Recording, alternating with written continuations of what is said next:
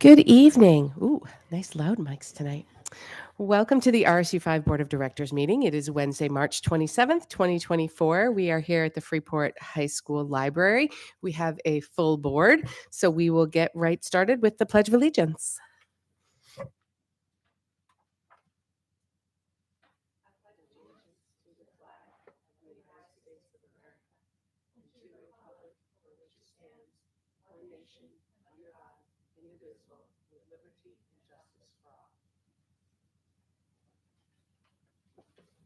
All right, so do I have a motion for consideration and approval of the minutes of the March 20th, 2024 meeting as presented, barring any errors or omissions? All right, Carolyn and Danielle, thank you. All those in favor? Great, none opposed. Adjustments to the agenda. I have a few. Oh, those are nice loud mics. I have a few this evening. Under the superintendent's report, I'm going to do an A1. I have a resignation to announce. And we're going to have 15 personnel. It is the season where we start looking at hiring teachers for next school year, where these are not new dollars. They're dollars that we already have. They're positions that we already have. So I'm going to have three. I'm going to have an A.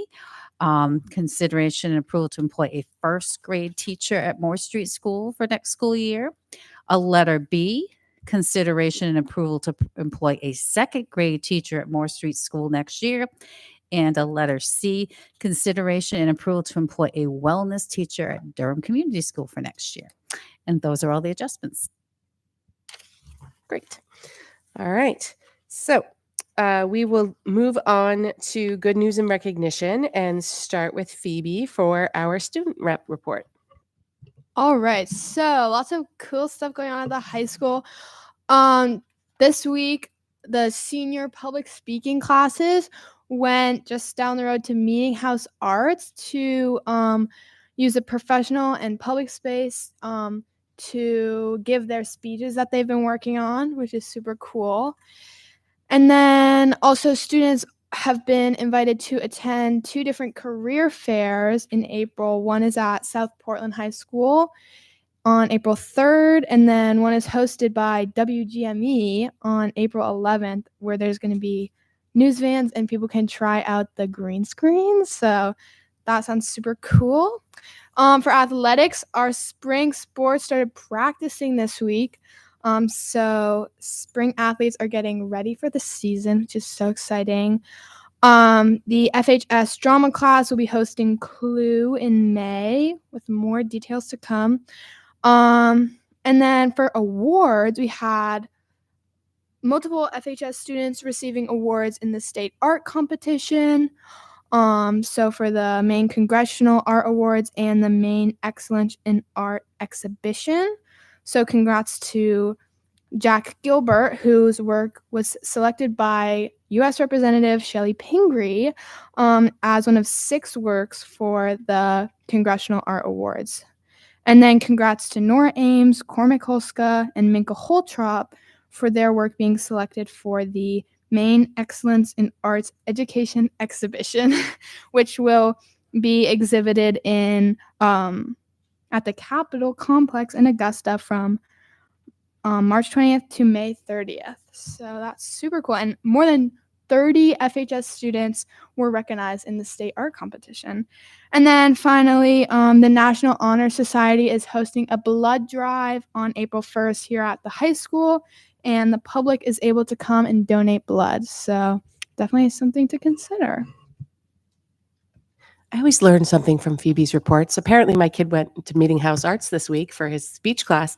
No idea. So I'll have to ask him how that went. Thank you for the update. All right, so we will move on to 6B, which is good news and recognition. I'm going to put this as good/bad news and recognition, depending on who you are. If you're Candy, it's good news. If you're the rest of us or this district, it's bad news. But this evening is the last board meeting for Candy, who joined the board. I had Jenny pull some statistics for me. Candy was appointed to the board on April 29th, 2011, so 13 years ago next month.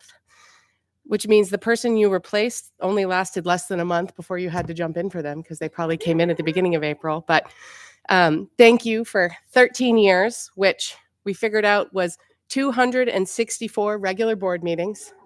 That's how many regular board meetings. Subtract one per year when you're in the islands.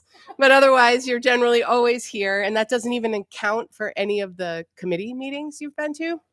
Because we figured you were on the policy committee, the strategic communications committee, I believe a founding member of the strategic communications committee, curriculum and program development committee, negotiations committee through the years, PEPG, the main Region 10 technical high school board.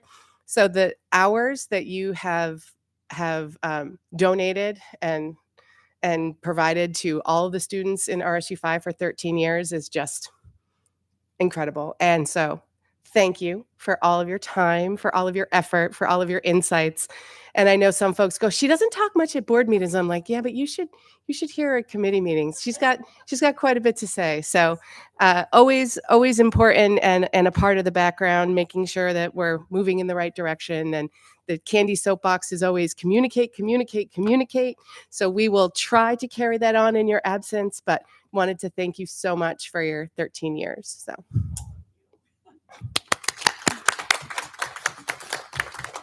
And this is for you. It is. Sorry. It's not mine.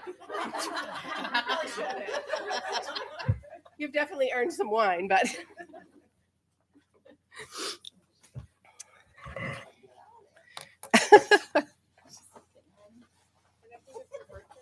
Yes. So you thought it might just be a birthday present. So it's a birthday present / thank you for 13 years present.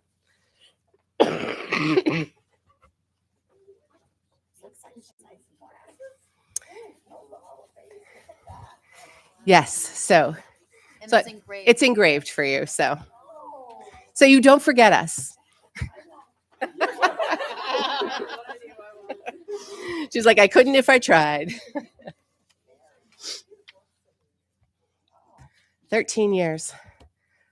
So I guess that means I'm officially the oldest member of the board now. Right, even before the district. That's right. And then I don't know how much people know about her background, but she was a special education teacher and a head of special ed administrator in her actual career. So I know this sometimes feels like our career, but it's not. Yeah. So thank you, Candy.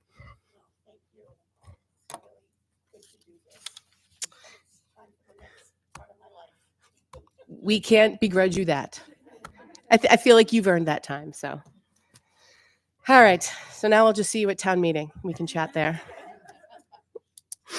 All right. So moving on to number 7 on our agenda, which is public comment. So if we have anyone who would like to speak this evening, we ask you come up to the microphone and just tell us who you are, where you live, and comments are 3 minutes long.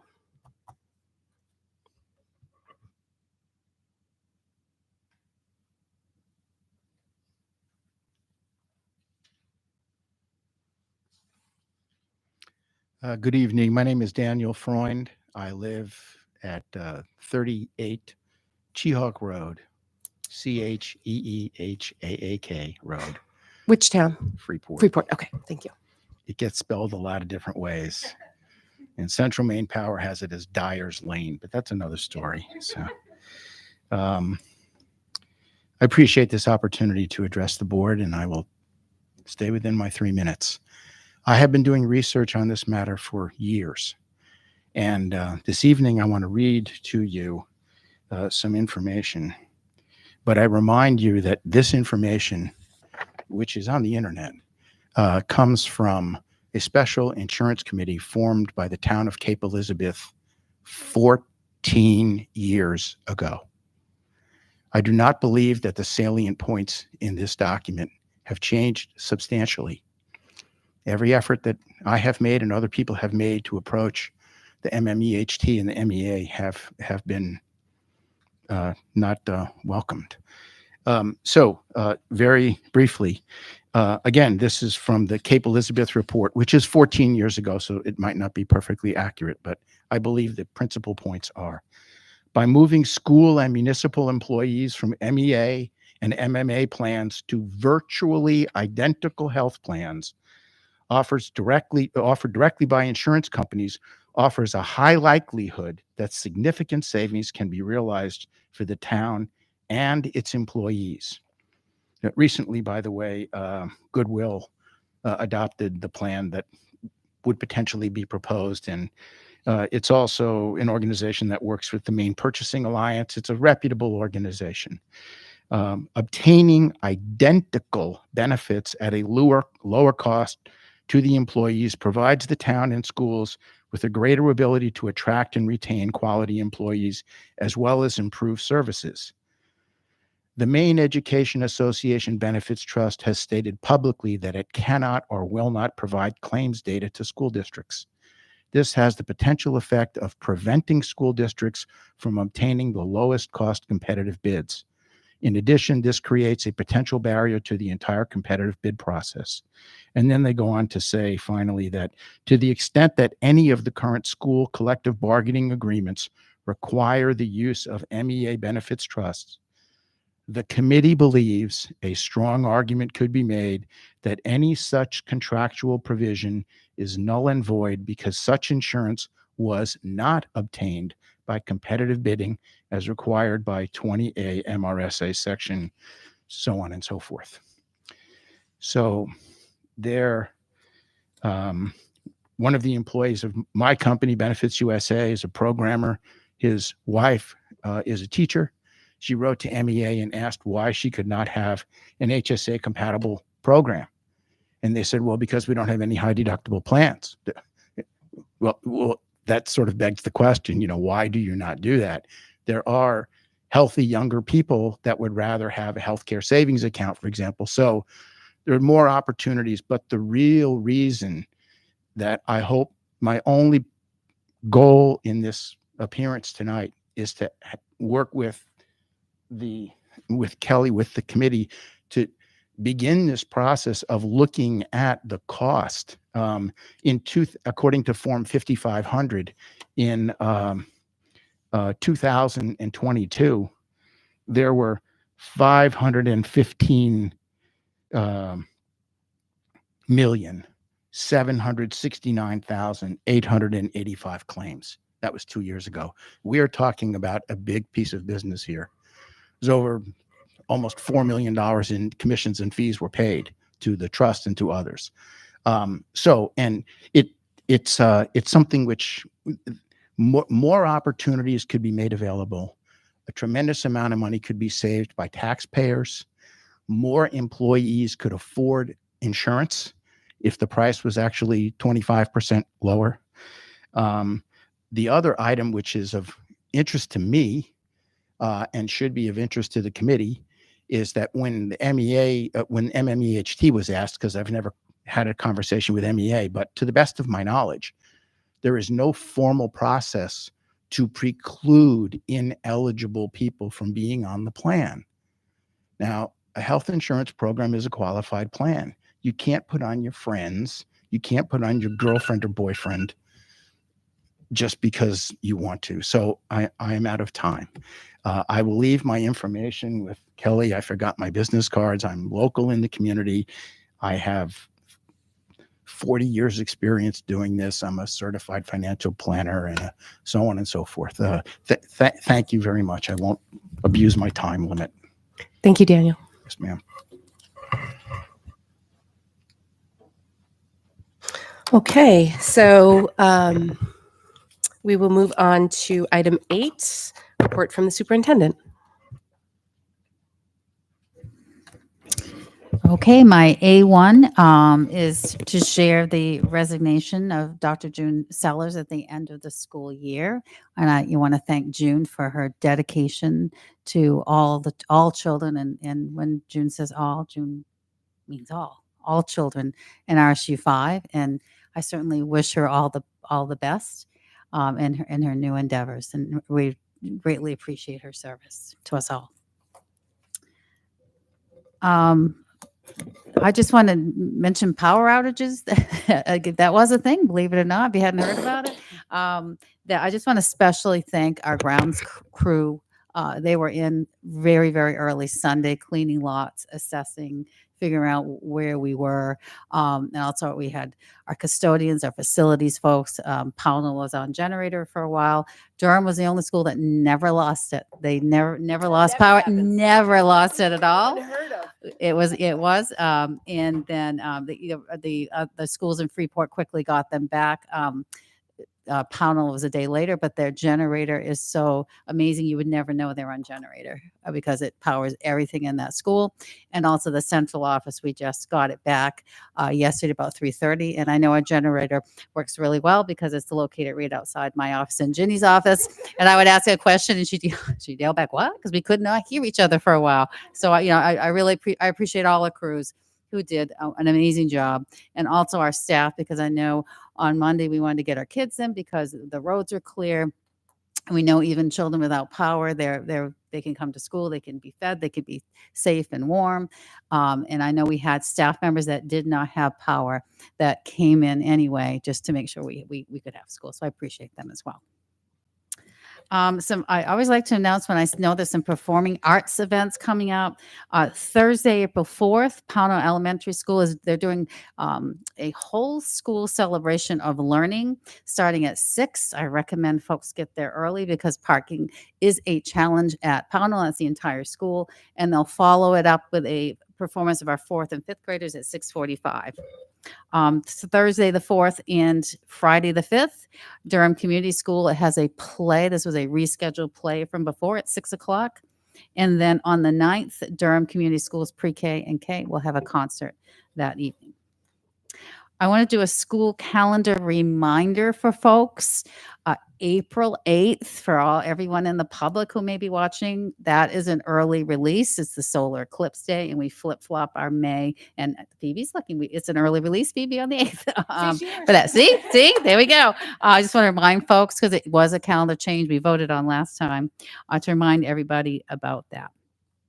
And also another reminder that on Friday, April 12th, there is no school. That is when we begin our school break. So the 8th, we're an early release. Friday is no school beginning of that break. As much as we love your children, we won't be here that day to receive them. So just want to let you know, please don't send them that day. So I want to shift gears a little bit to the FY25 budget, just I just want to reground us again on sort of where we've come. Because this evening, the board will be making a decision later on. You have a motion on the agenda to approve the budget. Our handbook, there are a couple of tweaks in the handbook that you have tonight. At the board's request, on our reserve accounts, we removed, it said the anticipated reserve balance as of June 30, 2025, and it was requested we remove that because it looked like it was confusing. So to clean up, we took that out.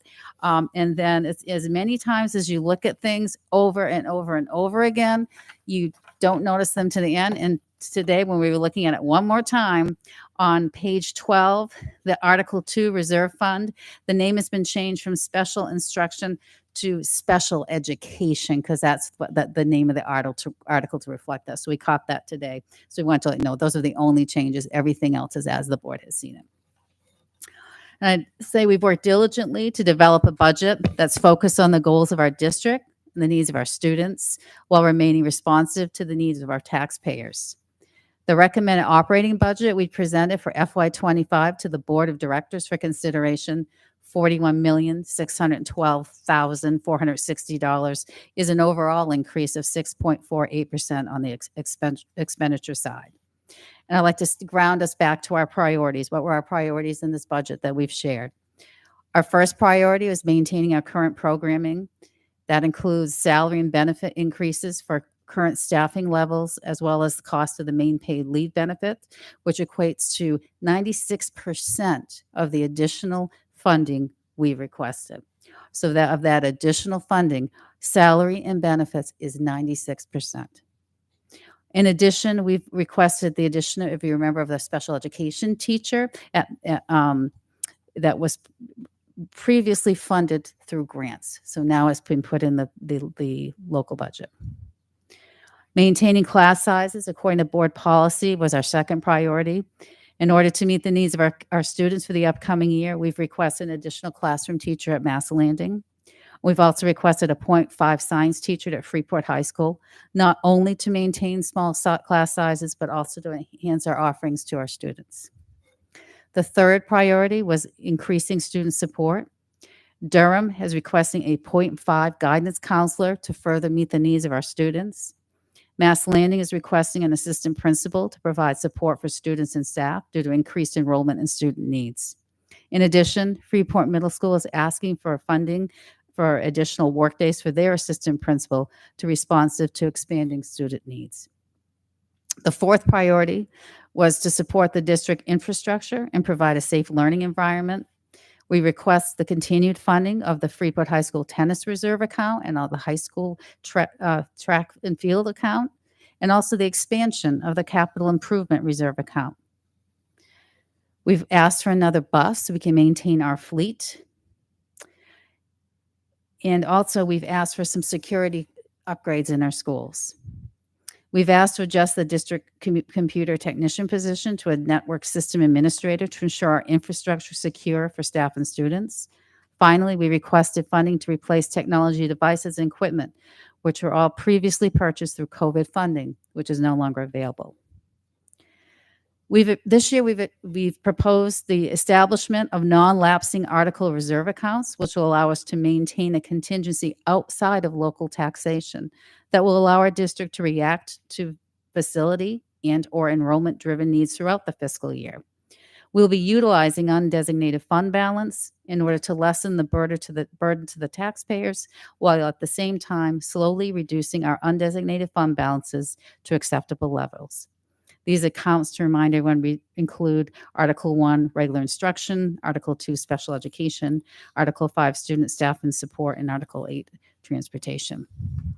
We believe this budget will allow us to continue to focus on building student-centered learning environments that support our student growth and promote post-secondary planning and aspirations, all aimed at improving the overall achievement and success of all of our students.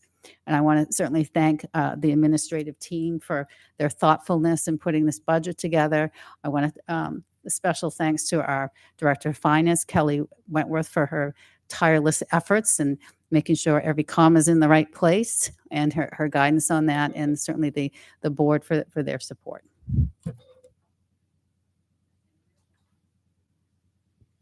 Okay. So, excuse me, 9 on our agenda is public input on the budget. I do not see any members of the public to provide their input, but I will just remind folks that are watching kind of just the timeline of the budget and the budget process. So the expectation is that the board will adopt the board approved budget this evening. I think it's in here. Is it on the first page? Oh yeah, there it is. Flew right by it. We will adopt the budget this evening, which will prompt the budget brochure. You know what that is, Colin? Yes, it's not the handbook thing that goes out to every member of the RSU5 community in all 3 towns in your mailbox. That will get sent to the printers tomorrow. We will then begin our sort of road show, if you will, around the budget, where we will take our board meetings to Pownell on April 10th, to Durham on April 24th, and then back here in Freeport on May 8th. And we will have a Q&A around the adopted budget from 6 to 6:30 at all 3 of those meetings. The next step in the process, so I would encourage folks, excuse me, if you have any questions about the budget or how the process works, or once you get that budget brochure in your mail, Please join us at one or more of those Q&A sessions where we are able to provide some insights from the board's perspective and hopefully answer any questions you may have. The next step in the process is where it gets handed over to the members of the communities for the annual budget meeting, which will take place on May 15th here at Freeport High School in the gym. And that is where we will vote article by article on what will be sent out to referendum vote in June. So the budget that comes out of that meeting on May 15th is what will go out to budget validation referendum on June 11th. And that is when folks will go and vote in their respective towns at the Durham AMVETS, at the Freeport High School, and at Mallet Hall in Pownell. So there are many steps left in the budget process. I encourage folks to get involved, ask questions, seek out information so that you can make the best decision you can for yourself and for our district as the process progresses. So that is my spiel for folks that may be watching at home on how they can get involved in the budget process from here on out. And we will move on to number 10, which is administrator reports. Finance, Kelly. So if I might, before I begin talking about this year's expenditures, just to recap, I just wanted to say that all of the budget materials that the board had seen and taken under consideration are available on our website at RSU5.org. And there's a tab for budget, and you can actually find all those documents there. And the other one will come to me, but absentee voting will begin on May 16th after the annual budget meeting. So there is absentee ballot voting available for the budget validation referendum, just like all the other items that will be on the ballots in your individual municipalities. So getting off that soapbox and onto another one, included in your packet this evening are the expenditures through the month of February. We are on track for expenditures. I would say revenues were we were about 67% through the year, and we're 67% collected on revenues. And as far as expenses and encumbrances, we're about 88.3% expended and encumbered. We have had discussions with the administrative team in order to get our audit done in a timelier fashion. We've pulled back the dates on when we will start that process this year. And as part of that, I need to ensure that all of the spending is done and paid by the end of August. And so we have asked all administrators to do their what I would call their last kind of quarter purchasing before they leave for April break, so that we have time to get the items in and to get them invoiced and to get the invoices paid. So we're working on kind of tightening up that timeline from previous years so that we can get that done, and so I can get my work done before the auditor actually gets there mid-September. It's September 16th is when they'll be coming this year to do their first visit with us, and then we have a follow-up visit if needed scheduled in October. So we're hoping to get this done and in by the statutory requirement of the end of the year. So we will work towards that for the future. Questions for Kelly? Thank you.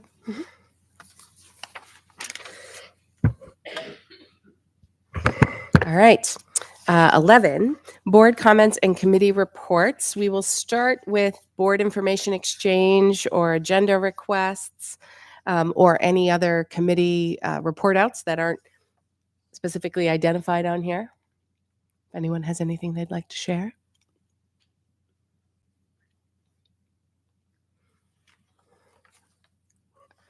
Okay, so we will move on to Finance Committee. That's me. All right, you have the minutes in your packet from our last meeting on February 28th, and we basically were just talking about the things that we've talked about here with the undesignated fund balance and us, doing the article reserves, setting up the reserve accounts in order to fall in line with what we need to by statute. And then just talked again about the audit. And we just also, spoiler alert, that we just also tonight talked about the audit. And it looks like potentially it's going to be on time for our one extension, so that would be very exciting. And obviously Kelly's already talked about how she's setting up work for the next audit in the fall. So I'll have any questions if anybody has any. Okay, thank you. All right. Moving on to Facilities and Operations Committee. Kelly. So we had a meeting on March 13th, and the vast majority of that time was spent listening to energy management consultants. They are the company that has provided the energy audit for RSU5, and during that time they gave us a really fairly comprehensive overview, high-level overview of the work that they have already done to assess our energy needs. They provided us with a pretty good report that included an inventory of existing equipment with the age of the equipment and the service life left. And they also recommended a capital planning matrix with project priorities and recommended replacement timelines that we can consider at a future meeting, including a first wave of recommended projects that would provide some immediate energy cost savings, and potentially those cost savings could be used to offset the funding that would be needed for those projects. Secondly, we discussed the Pownell Elementary School septic system. Currently, there are engineers that are working on septic design to replace a failing system at the school. The design is expected to be completed by probably about right now, beginning of April, and the work would be beginning probably around the 1st of July. Expecting to be functional by August before school begins. Estimated cost of that project is about $350,000, which is about $100,000 less than we originally estimated. So it's good news. Questions for Kelly?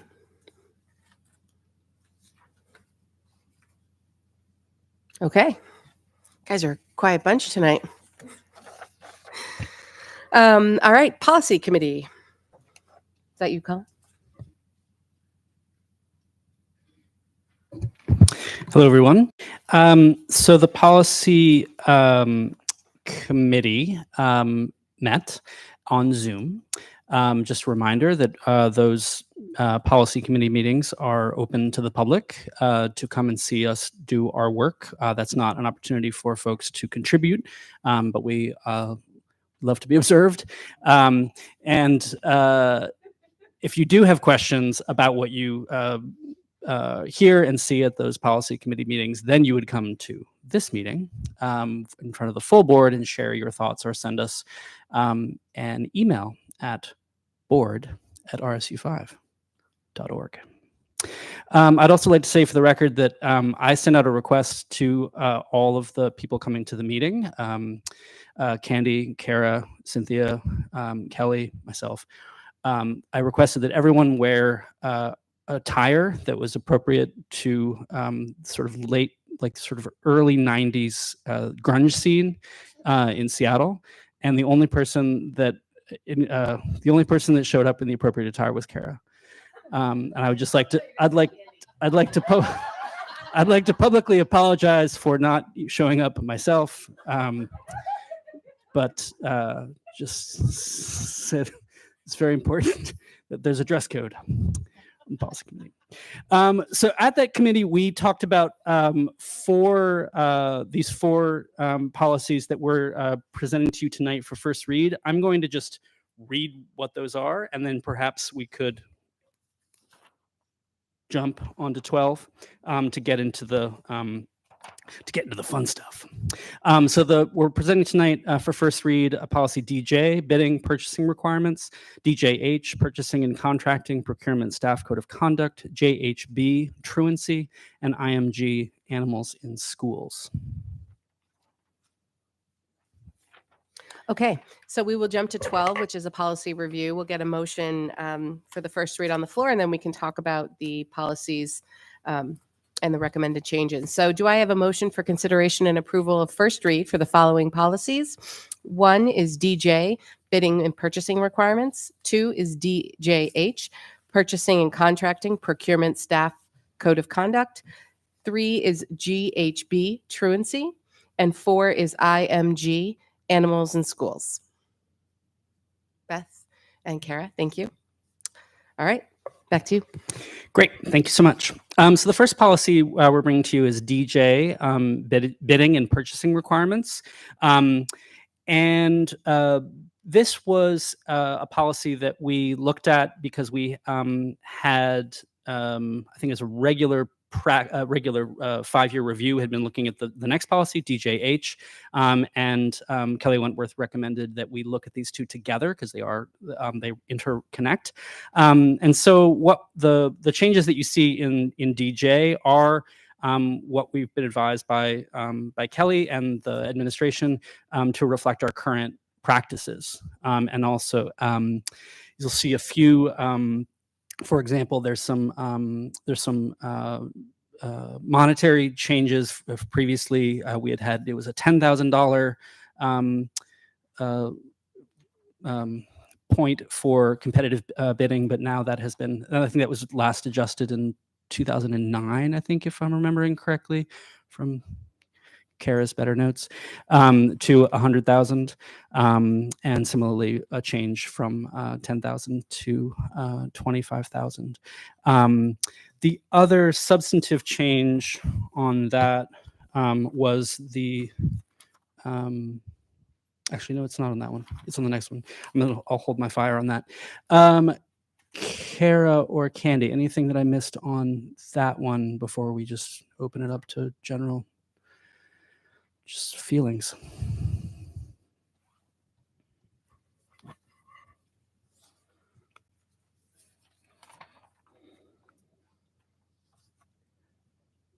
Are you ready for questions on that one? Yes. Okay. There's a lot of added language in here. So I'm trying to figure out, like, B, procurement methods for federally funded contracts. That's all new language. Was it a blank section before, or is that whole section new? My understanding is that is what is bringing us into alignment with the federal procurement manual requirements, which we do not have oversight over. So that's you're gonna Kelly. So you're saying we can't change federal law? Is that what you're telling me, Colin? You can't. You can. But Kelly can. Oh, okay. So I'm actually, I pulled up the policy because I like, oh, same question. So previously, this is a new section added. Okay, so B to is all it. brand new. Okay. B is all brand new, correct. Okay. And I'm just curious. I for some reason I thought it was 50,000 was what we were required to go out to bid. It's been $10,000 all along. Everything over $10,000. According to this policy, yes. Oh, okay. Well, the 10,000 is applicable to equipment, supplies, materials, and services over 10,000 is what it was. Because in the first, in A, it talks about the requirements for Maine By law, right. which were the building construction and, school building construction alterations and repairs. Yeah. So that was the 250 number, right? Yeah. Right. So this is more what I would call the everyday kind of stuff, Michelle, right? That the bidding and purchasing not required by law new label is addressing. So I'm curious what the rationale was to go from 10 to 100. Largely because we are trying to mirror practice. Okay. To be honest, right? And because everything has significantly increased in price since this initial, it was adopted in 2010, revised in 2011, and it hasn't been touched since. It was reviewed in 14, but there were no changes made. So largely it was trying to look at what current practice has been and to try and raise those thresholds to actually be. I mean, and this is just bidding and purchasing. It is our practice, whether it says it in here or not, to actually seek more than one quote for particular things. Even if it's not going to meet this 100,000 threshold, we're not sticking with one unless it's like They're the only ones who do it, right. option available to us. Yep. Yes. Okay. Thank you. Yeah, and I'll just say that point that Kelly just emphasized there, that it is our general practice to effectively put everything out to bid, was just, again, super helpful. That's sort of a baseline to understand, again, how these changes, how we're adopting these changes into policy that are in alignment with practice. I mean, for example, you could order a new textbook and spend more than $10,000. Right. Right, on a new series of textbooks. So, Beth, yep. Were there any in the first section A under the main law that it requires the board to competitively bid property and casualty insurance? Is there a time frame on that? Like, do we have to bid like in law? Is there a time yes, frame that should? It is in law that it has to be done at least every 5 years. Okay. That is one of the items that we have on the finance committee's agenda, because we do have to give notification to our current property and casualty carrier, and we can only get out at a certain time. So Okay, that's on our agenda. Okay, and I think that was the thing I was forgetting in the Yes. finance committee meeting. So it's on the agenda already. Okay, good. It's on our list of, Yes, of right, items okay. to address. Thank you so much. Okay, great. Other questions on DJ? Yes. I'm always good for minutia. So I'm just wondering, with item number 1, bidding, purchasing by law, for consistency, would it make more sense to make it consistent with number 2 to put it required by law?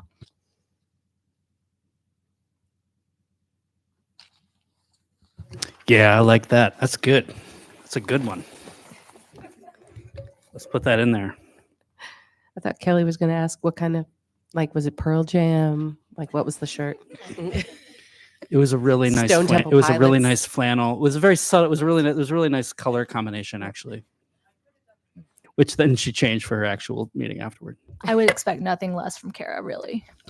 So we're gonna. I was gonna make a note that would be one suggestion to that I think we could follow through on. Bidding, purchasing required by law, so that mirrors Roman numeral 2. Other comments or questions on this one? All right.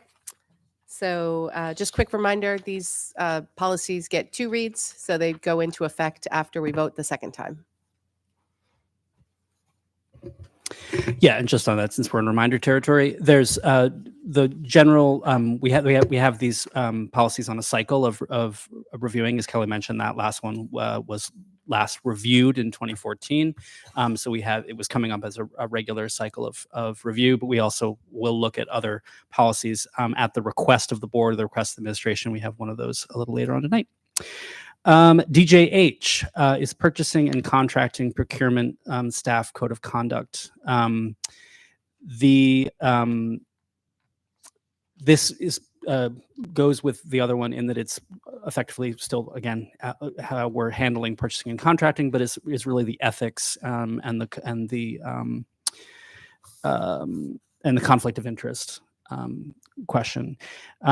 We had received the recommendation that we strike the section on dispute resolutions, and I'm going to pick on you, Kelly, on this. My understanding is that because that is covered by what is in the Federal Procurement Manual requirements. Correct. I'm remembering that correctly, right? Yes. And that even though it's federal funds, as it's been explained to me, that does apply to state funds that have been received through federal channels. That was my understanding as well. Yeah.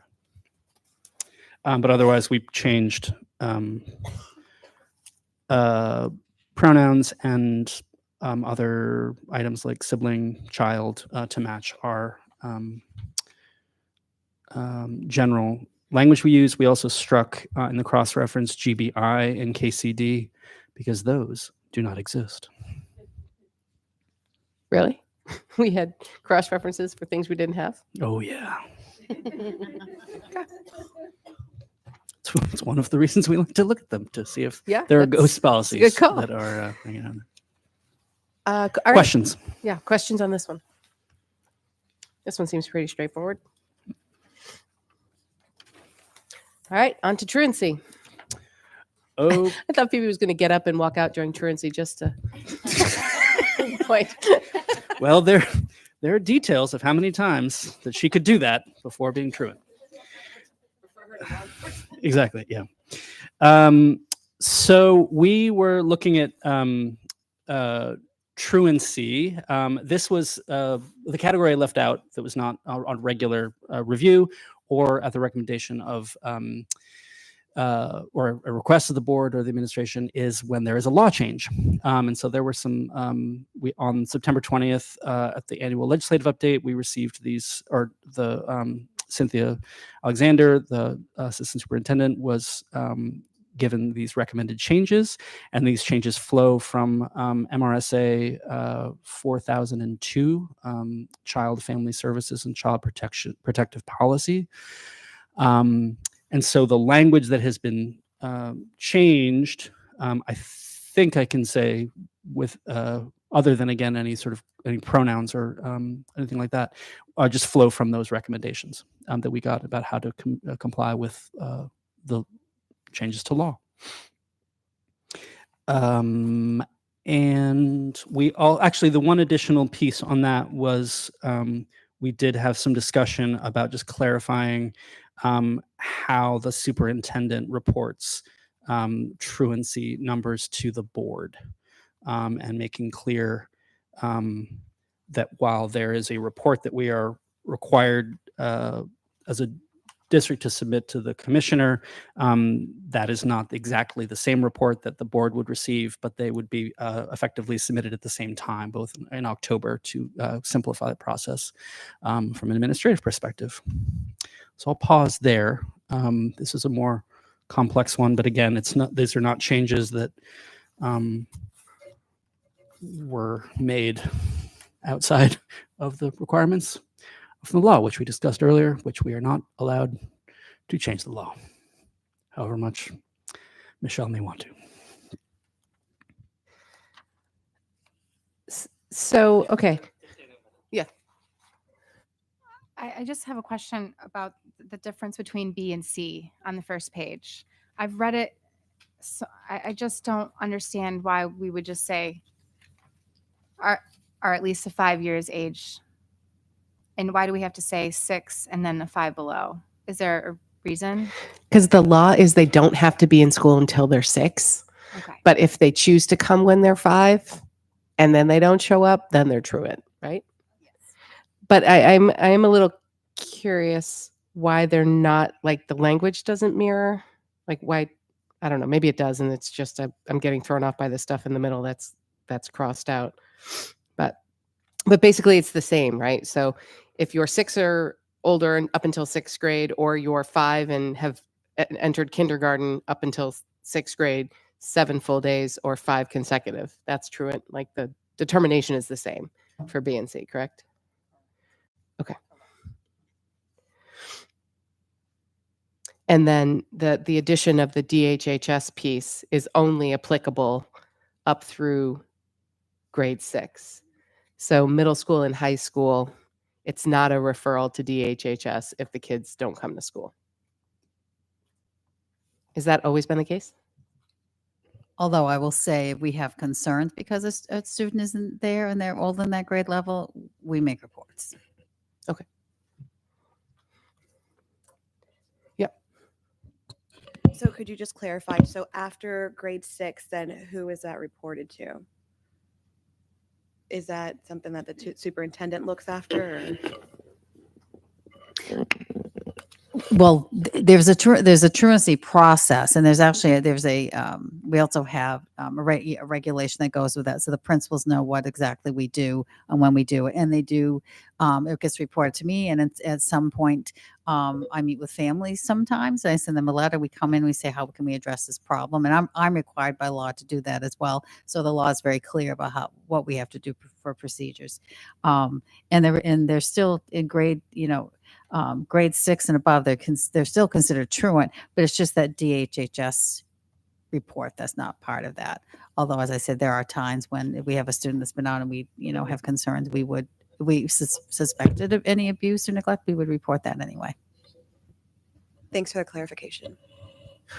So in section 2, attendance coordinators, that whole section is getting struck except for the remaining sentence. In accordance with the law, shall appoint one or more attendance coordinators, period. The duties are all gone now. Is that right? Yes, you're reading that accurately. That was at recommendation, not. And they're We didn't basically, like the those sentences. attendance coordinators are basically the principals. Okay. And did you say at one point they report to the board? Do they ever report to the board?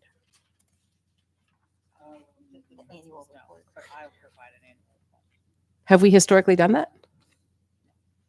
Is it because we have no truant students? I would love to say No. Okay. No, that was something that we caught in our conversation of just how is it that the board has an understanding of what the truancy rates are. Those truancy rates are kept, and we can ask for them and are given them. But it just was not a part of our process, and so that is, I suppose, something we could talk about. If you do not want to have that presentation to the board, we could take that out. But we thought that was an important moment, and also thought to align it with just when the annual report to the commissioner needed to be made. No, I think that makes sense. Okay. Yeah, 2H.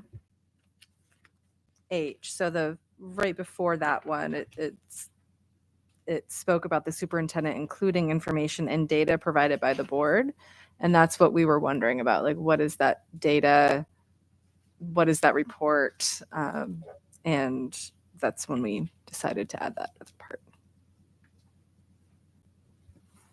Yeah. Yes. Does that make sense? Good clarification, Kara. And I think, I think the language as it was phrased earlier was that there was sort of an information dump at some point done by the superintendent to the board that information was included within.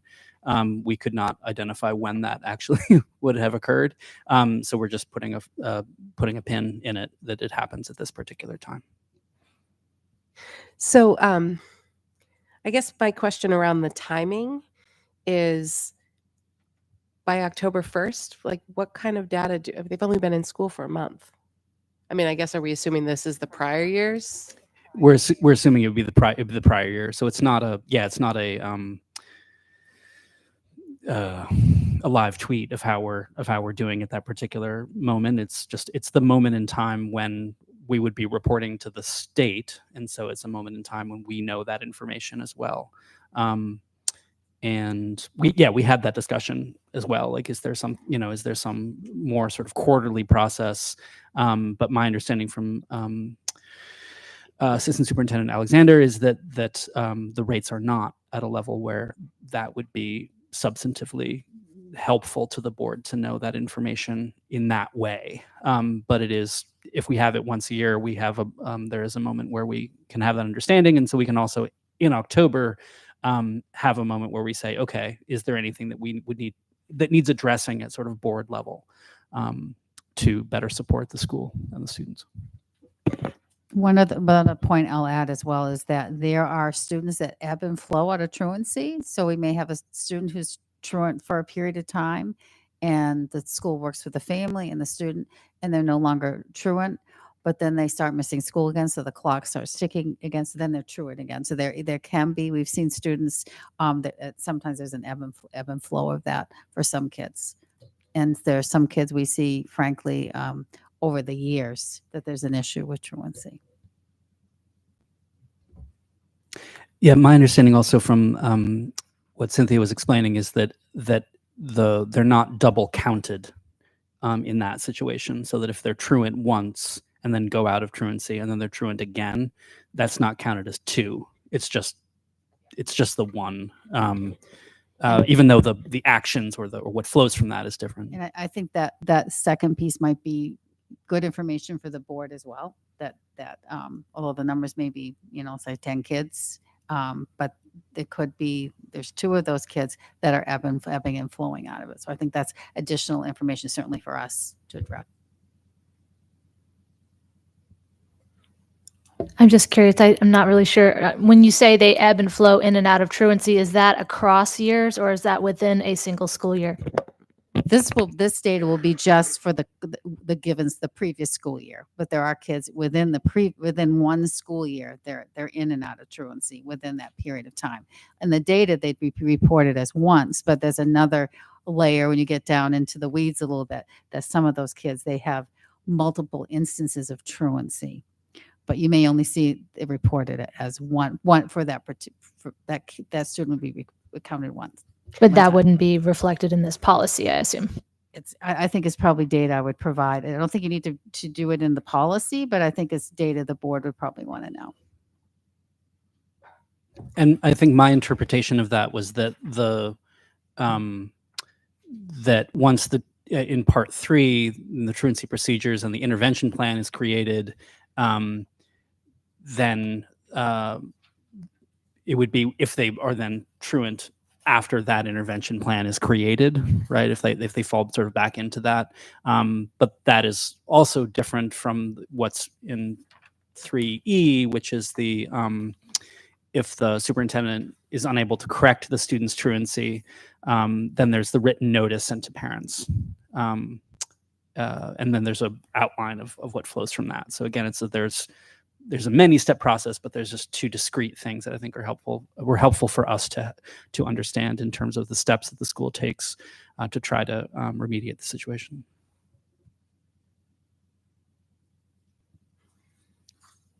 Other questions on the truancy policy? I love that we go from truancy to painted turtles. I will get to painted turtles in just a thing. I think one just thing to note that if we do talk about areas where the board could decide to write a letter or give testimony in terms of sort of state level law or practices. And I think that one of the things that came out of our conversation is just that the truancy laws from the state level could be much stronger in terms of what both the consequences, but also the support that's provided. And so that was something that we thought at some point we might want to discuss of is there a relevant moment when as a board we could say, if we again agreed as a board on that, that we would like to see the truancy laws improved for the benefit of the students. That's not to say made more dire, but simply to allow for the schools to have more resources to help the students come out of that truancy. IMG, animals in schools. This was a policy that it did not exist. So if you're reading along at home, there's lots of underlined material because that's all new material. So this one was written at the request of the administration, and the board agreed to try to just clarify some questions around animals in schools. At a sort of a macro level, the policy is just addressing just how and when can animals be in the schools. And so there's a variety of things that covers in terms of animals being brought in for sort of particular lessons or sort of visits. But the central piece in this, that in terms of a differentiation, is we had a lot of conversation about making sure that we understood a differentiation between therapy dogs, which are covered by this policy, and service dogs, which are not. So that is made clear in the beginning that service dogs, effectively nothing in this addresses service dogs. That's all covered by policy IMGA, and therapy dogs, as we will talk about them a little bit later or define them, are not covered by that policy. It's a different category. What else could I tell you about this policy?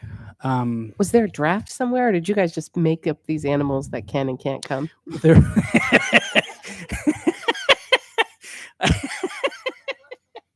Jeff's over Yeah, I here was- I was Googling like particularly bird curious diseases. about bats. Phoebe gave us this policy. Actually, Phoebe gave us the draft language. No, we got it from our lawyers. Yes, it was their draft language. We did do some reorganization and some clarification of just why things should flow as they do. But no, we did not make up the animals. But thanks for thinking that we might have. We have fun in this committee, but not that much fun. No, I really am serious. Why they just spelled out bats and not like raccoons or foxes I don't know. or Yeah, like, I don't why know, man. We bats? could put it in there. we could put raccoons in. I don't have the answer to that. I think what was language where we received and we said that seems relatively reasonable. Let's include that. But we didn't get the weeds. I think like I think that mammals, reptiles, amphibians, birds, insects, and fish do generally cover the territory of most things that would be considered an animal. But if we are missing one scientifically, let us know. It does not cover fungi, for example, or lichen, which is a composite species, a symbiotic species between algae and fungi. So that would not be Oh, I thought you were covered. talking about werewolves. Werewolves would not be covered in this policy either. It's like lichen, and aren't they lichens? Oh, that's pretty good. It's like yeah, good. Sorry. Questions that don't have to do with werewolves.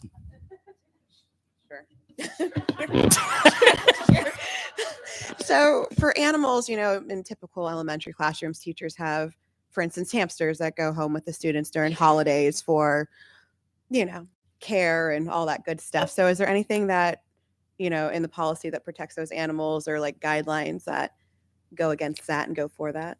It's in here, yeah. Is If, it? if you look in Where? F, animals kept in the classroom must be Yeah. housed in suitable cages, containers, fed, and otherwise cared for appropriately. Only teachers or students designated or supervised may be allowed to handle them. Animal waste must be removed on an as-needed basis in a sanitary manner. Only staff members or adult are allowed to clean the cages or containers or remove the waste. Okay, thanks for the clarification. I thought that was just for the classroom, Oh, about like going home? but going Do they home, still like do that? for Yeah. breaks for long extended periods of time? But my understanding from talking from the feedback that we got from the administration is basically that's not a practice anymore. Okay. And I mean, If I'm thinking section 3 is about really, they're talking about the instructional program as well. And the staff member has to have written permission for the principal. Right. So the principal is really overseeing that. The principal has the discretion to deny or approve that request. It's for a particular educational purpose. They have to do that. And then they say, when are they supposed to, what's the time frame? Is this a forever here? Is it here? Is it a classroom pet that helps, that engagement of students or social emotional well-being of students? But that's not a practice that they do is send pets home. Like back in the day, we would, it was, it's a spring break, who's taking, here, I know. I Fifi, feel like the- I'm really aging myself here with that one. Like, oh wow. I like that there were very back in specific my animal day, names yeah. that were given, Fifi and Fluffy and various. But I very don't think, particular I animals. don't think per se you'd have to put that in the policy, but that's. Yeah, I suppose. Yeah, I suppose that if a teacher wanted to propose that, right, wanted to say we want to bring in a hamster and would make that part of the plan, that then they would submit to superintendent. My sense is that we would be unlikely to approve that, particularly because the animals are not allowed to be transported on school vehicles. So that would just be also an equity issue at that level. I have a answer to Kelly's question about bats. With a quick Google search, the CDC says contact with infected bats is the leading cause of human rabies deaths. So they are like the number one issue. So that's probably why. Educational, No, it's a good point, because also it's just the logic of that also is like, you can't, if you have a domesticated bat, you can't bring it even if it's vaccinated. I guess just technically according to that. But so sorry, bat owners. So my question is for the medical professionals on the board. What is no person may practice vivisection of an We animal spent a in lot schools? of time on. What does We this spent mean? a lot of time on that one. Vivisection. It's not a fun thing. Practice on humans. What's that? Not animals. I won't practice on Vivisection is animals. doing a scientific procedure on a living creature. Okay. Well, I appreciate that that's in the policy then. Yeah, no, we had I mean, Kara wanted to cut that.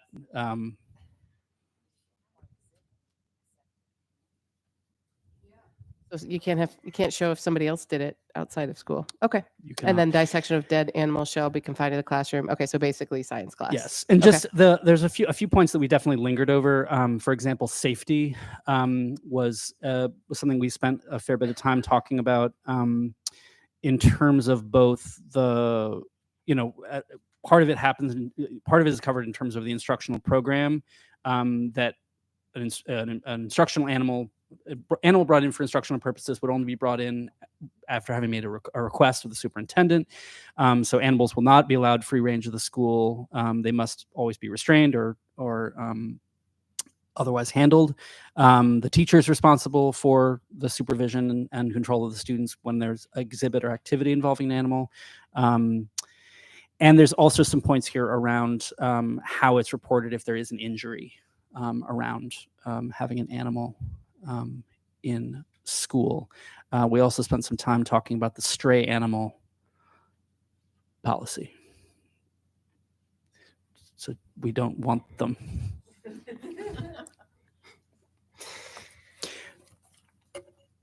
Laura, yep. Thanks for all the time and effort that clearly went into this, discussing this policy. I'm wondering if it's going to impact any animals that are currently in our schools, beloved ones, like maybe one at the middle school. It will not affect said animal. Is there an animal roaming the school? Is there a werewolf? Not roaming the school, but when we did our board visit, we got to meet Ray's dog. Oh, okay. Who is a certified Thank you for therapy thank you dog. for the teeing up. So section 4 is addressing certified therapy dogs. So we spent a fair bit of time talking about this, and acknowledging that therapy dogs can be a relatively umbrella term. That is used in different contexts, is used differently. So we are defining therapy dog in a very particular way. And one of the things that we were making clear here is that for the purposes of this policy, and for the purposes of our RSU, a therapy dog is a dog that is brought in for the service, to service, I shouldn't use service, to for the benefit of many students. It's not a particular to support a particular individual. So it's not a support animal in that way. And any dog that is brought in as a therapy dog must either be certified through Therapy Dogs International, and as we went back through some of the therapy dogs that were brought in after Theo's death. Those were dogs that were certified through that process, or because there are many certification programs, or one that is approved by the superintendent. So there is a very long list of possible certification programs, but we thought it best to go with the one that we know we've already been having dogs come in who've been certified in that process. The other piece of that that's important is that the therapy dog must be accompanied by their certified handler. So the dog is linked to a particular person. So in regards to the lovely creature at the middle school, that is a dog that is connected to Ray, and so they are a team. And so it's their team that has been certified. Similarly, if a therapy dog was brought in, they must be brought in by the person who is certified to handle them, not that person's husband or daughter or cousin. Okay. Other questions on this one? All right. And that's the end of the policies, right? That we were looking at tonight. So we have a motion, we have a second for the first read of those 4 policies. Anyone have any questions before we move to a vote on those? All right. All those in favor? Great. None opposed. All right, so we shall move on to unfinished business, which is consideration and approval of the budget. So we will get a motion on the floor and then we can have a conversation. So do I have a motion for consideration and approval of the fiscal year 25 superintendent's proposed budget? Kelly, Maura, thank you. All right. So everyone's had a week since our last meeting to think on the budget and the implications of the budget. Any last questions, concerns, requests? Beth? I don't have any last minute concerns or requests, but I just usually like to thank the superintendent and their team for doing all of the incredible amount of work that it takes to put this together, and then listening to us and really giving what we had asked for. Really helpful to have this whole increase and reduction summary sheet, which I know everybody's been loving. But it was really interesting when Jean just gave the update, and she said that 96% of our new funding requests is salary and benefits. And so I quickly just did the math out. And so the total new requests is, so basically it's $104,416. So if you take, they found so many places to reduce that even though the request goes up so much, 96% of that is the salary and benefit increase. And then so many other places were reduced to try to really fill in the other asks. And so to see that it's really just that basically $100,000 difference in what we are sort of locked into with salary and benefit increases over that is just incredible. So it was just something I wanted to point out, and thank you very much. What a good comment from the finance chair. Well done. Other comments, questions? Yeah, Carolyn. I just have one kind of concern. It's not really a concern. Like I'm totally good with this budget, but it's kind of one that it has been on my mind, and I think one that needs to stay on our mind, especially going forward. Just with how climate change is going to affect food production and stuff. I personally am a little nervous about the $100,000 cut to the nutrition budget. I know sometimes there isn't enough of the same foods. Sometimes the foods can be a little questionable for the kids. I don't eat them. I don't know. But just from what I'm gathering, what I'm hearing from other kids, and then, so we probably at this time, it sounds like we could use some more food. And then going forward, just knowing how economics works, supply and demand. Food is going to go down because we have so much water. My husband and I have a homestead at home. It is really hard growing right now with this much water. And so that's, I think, just one thing we're going to want to keep, or there are many things obviously to keep in mind, but that's one that's kind of at the forefront of my mind. It seems like a place where it may seem like a good idea now to be cutting money, but I have a feeling that could really come back and bite us, this time next year, depending on how the growing season goes. So thank you. Other comments or questions?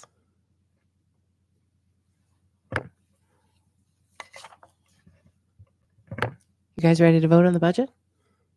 I know we've been talking about this every meeting for several months now. So thank you for the update, Jean, on where we are and why it's always good to circle back to where we started and what our goals are and what we're trying to accomplish.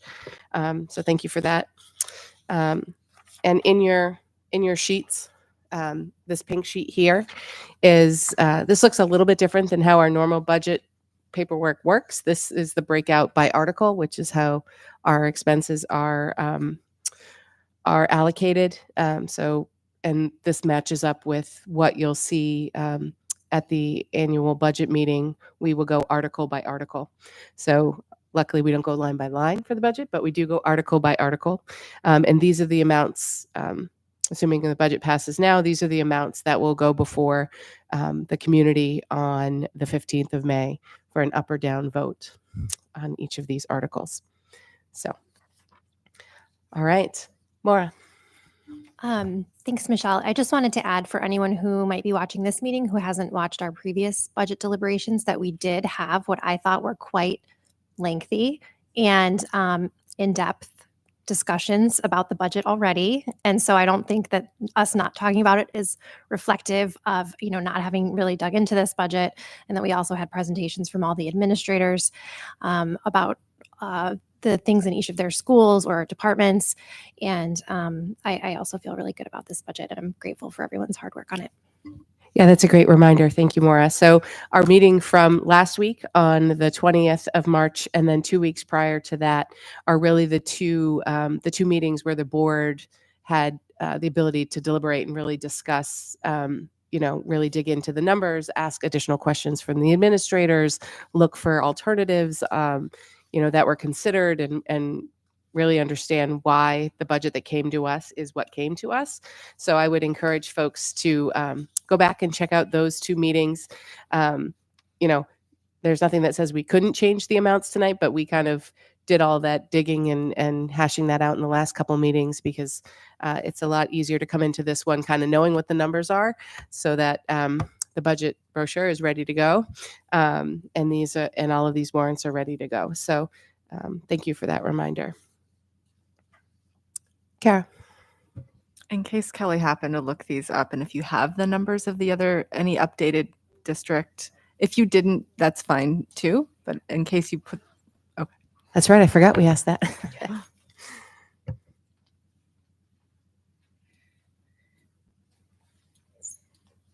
All right.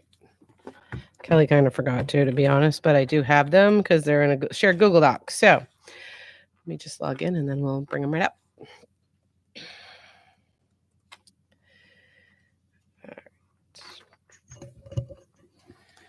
And just, Kara, just for reference for anyone, again, watching from home, one of the things that we've been discussing is how does our percentage increase compare with other towns and surrounding districts, and to sort of understand contextually.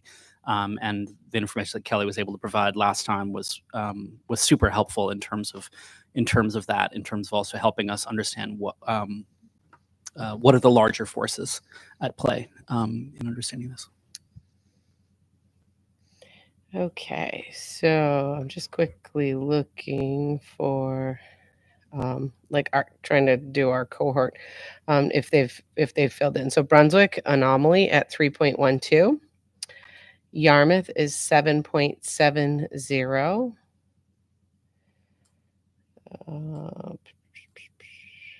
And unfortunately, our other cohorts aren't in there, but I will kind of expand it. Well, I'll just read them. Acton 10.21, Augusta 6.55. Oh, Falmouth was on there. Falmouth is looking at 8.95, and I'm talking about year over year operating. Five-town CSD 9.89, Gorham 7.62, Hancock 8.98, Lemoyne 3.99, Lewiston 13.68, Madawaska 11.40, MSAD 27 8%, MSAD 33 12%, MSAD 35 5.25, MSAD 52 8.05, MSAD 6 5.16, Region 8 3.51, RSU5 6.48, RSU 57 6.01, RSU 10 4.15, 25, RSU 25 8.8, RSU 34, 4.19. RSU 38, 6.49. RSU 4, 8.85. RSU 71, 13%. RSU 67, 3.75. MSAD 28, 7.89. Saco 5.17. Sanford 5.4. Wiscasset 2.44. RSU 24, 5.36. RSU 26, 8.55. RSU 61, 7.88. RSU 87, 5.87, and RSU 89, 12.73. Those are the ones that have participated in the shared Google Doc for business managers. Thank you. So I didn't write them all down. Why not? But listening, I would say that 6.48 is below most of those. I mean, there was a couple, like you said, a couple anomalies in the 2s and 3s, several in the 4s and 5s, but most sounded like they were in 7s and 8s, and some as high as I think Lewiston was the highest I heard at 13.68, right? I mean, I was just trying to pull ones that were kind of close to us. RSU 4, which is Sabattis, Oak Hill, or Sabattis, Wales, and Litchfield. Is that the third one? At 8.85. Lewiston at 13.68. I didn't hear Auburn on the list, but I mean, one of the comments, someone had posted an update on our deliberations last week where they talked about kind of what we were talking through around the increase and what we felt was reasonable. And one thing they mentioned was that we had deferred some things due to COVID. And I think that was maybe a bit of a misunderstanding or a misstatement in that what we had said was we didn't defer things, but we had different funding sources during COVID. So we were able to keep our spending increases in the 2s for those 2 years for fiscal year 21 and 22. And, we've continued to have access to those funding sources through this year where this is really the last year that those funds are available to us. So some of the things we previously had been able to use different funding sources from has now come back into our budget. So we didn't necessarily defer the needs. We just found alternative ways to fund those needs. So that's one of the reasons for the increase, obviously, as well as the general inflation of costs. And we certainly understand that impacts every part of all of our lives, right? Our paychecks are split in a lot of different ways. But it's important to remember that the increases that everyone's seeing in food and fuel and all those things, those are costs that the district is also seeing in feeding and heating the buildings and educating the kids. So just a little reminder on that. So I did median 6.49 and the average is 6.8. Well, yeah, 6.49. Yeah. So we're just below the median. 6.8 was the average. Thank you for those. And thank you for remembering, Kara. All right. Other thoughts, questions? All right. So we have a motion on the floor for consideration and approval of the FY25 superintendent's proposed budget. All those in favor? None opposed. Thank you. All right. So new business, none. 15, we do have some of those, right? That's the adjustments to the agenda. Do you want me to put the motion on the floor? Sure. All right. We had individual ones. So we'll start with, do I have a motion for consideration and approval to employ a first grade teacher at the Moore Street School for the 24-25 school year? Cheyenne and Beth, thank you. Okay. And just a quick reminder, in your packets, the salmon sheet is what we're talking about. And you'll put it back in your purple folders when we're done. So I present to you this evening Samantha Creech. Samantha has a BS in elementary education from the University of Maine at Farmington. She holds an O2O, which is certification, which is general elementary education in grades K to 6. some professional experience she's had. She's been a long-term substitute at grade 3 C Road School in Kennebunk, and she currently is a teacher in grade 4 at the Margaret Chase Smith School in Sanford. References describe Samantha as caring, collaborative, having positive energy, seeking out and applying feedback, great classroom management, open to new ideas, and she has a students first approach. Not specifically about this candidate, but is this a new form we're using now? I don't think it's I think it might just be bigger boxes Okay. than it was. Okay. But sometimes it's more on one page. Yeah, yeah. Okay. Depends on who fills it out. Gotcha. All right. So Qu- just quickly, Michelle, we made them Google Docs. Like, Oh, okay. we made templates for Google Docs so they could fill So them they out could fill them out. electronically. So depending upon, How they do it. yeah. How they format. Got it. Okay. Any questions on this candidate? Not a question, but just an observation that's, I think, helpful for us to note is that just that the number of candidates for this position was quite high, and I just think that's important for us to keep in mind, just that in terms of the desirability of coming to teach in RSU5. Great point. All right. All those in favor? None opposed. Thank you. All right. So next one is, do I have a motion for consideration and approval to employ a second grade teacher, excuse me, at the Moore Street School for the 24-25 school year? Kelly and Malik, thank you. This evening, I present Juliana Kiley. She has a BA in education from Bowdoin College in Brunswick and a master's in educational studies from the University of Michigan. She holds an 020 general elementary education certification in grades K to 6. Her professional experience, she's been an AmeriCorps member at Talbot Community School in Portland. She had a teaching internship at Bryant Elementary School in Ann Arbor, Michigan, and also King Middle School in Portland. And she's currently an ed tech at Talbot Community School in Portland.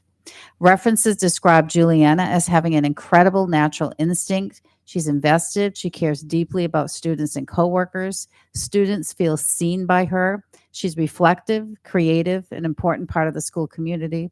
She's a thoughtful and thorough practitioner, and her passion for the work transcends all she does.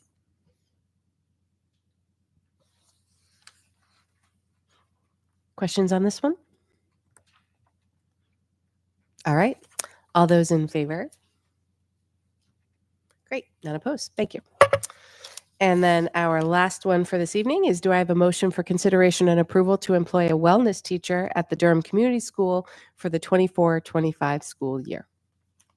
Mara and Malik, thank you. I present Madeline White. She has a BS in elementary education with a concentration in English language arts. She also has minors in special education and physical fitness from the University of Maine at Farmington. She will be graduating in May, at which point she will hold an 020 general elementary education certification for grades K to 6. Her professional experience, she's been the assistant summer recreation director at the Waldoboro Recreation Department. She's been the worked at the summer days camp at the University of Farmington. And she's also worked at their fitness and recreation center.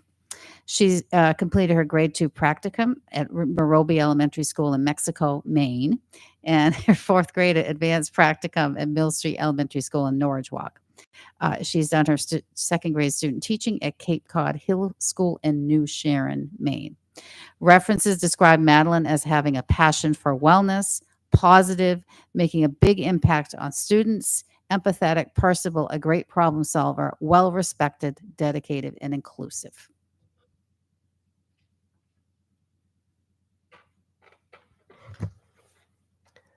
Questions on this one?